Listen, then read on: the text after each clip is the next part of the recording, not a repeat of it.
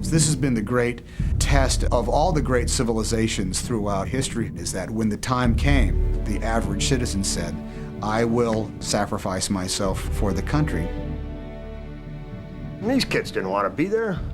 17, 18, 19 years old, they wanted to be shooting .22s at rabbits, not M1s at other young men.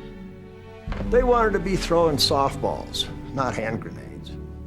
But there was an evil force loose in the world, and it fell to them to have to deal with it, because when the challenge came, that the society said to them, you got to go out there and fight. And they did. 30 seconds! God be with you! Stand out of your weapon. Keep those actions clear. I'll see you on the beach. Move your men off the beach! Now! D-Day was the pivot point of the 20th century. It was the day on which it was decided whether this world was going to be Nazi or was going to be democratic. I can't remember thinking of anything other than just this terrible fear. I don't think I was ever more afraid of anything in my life than at that moment.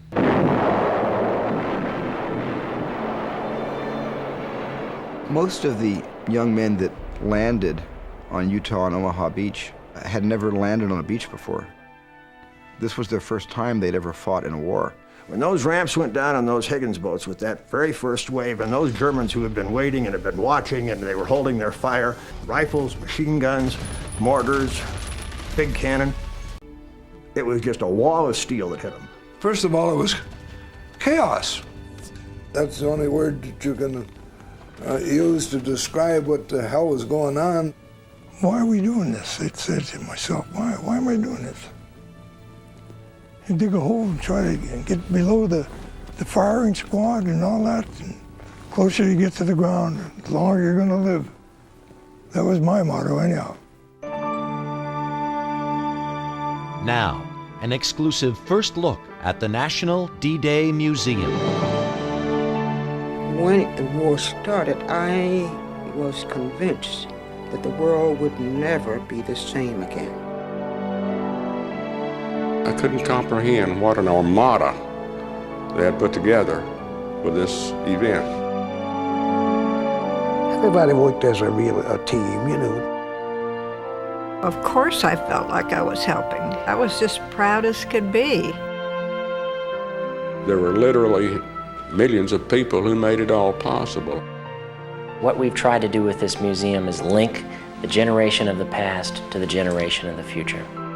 Why is it important to remember these people, to remember what happened? Because freedom does not come for free. We need our children and our grandchildren and their children and their grandchildren to be aware of the sacrifices that were made so that they can live in a democracy that is free.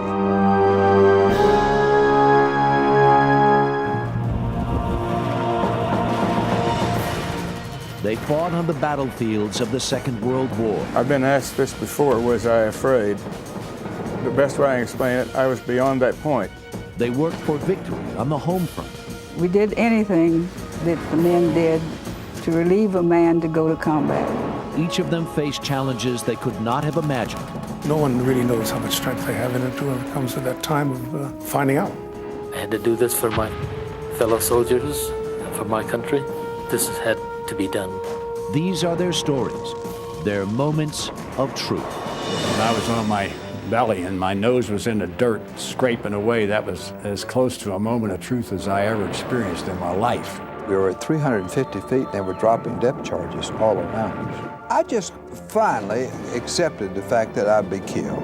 How would you define a moment of truth for a soldier in battle?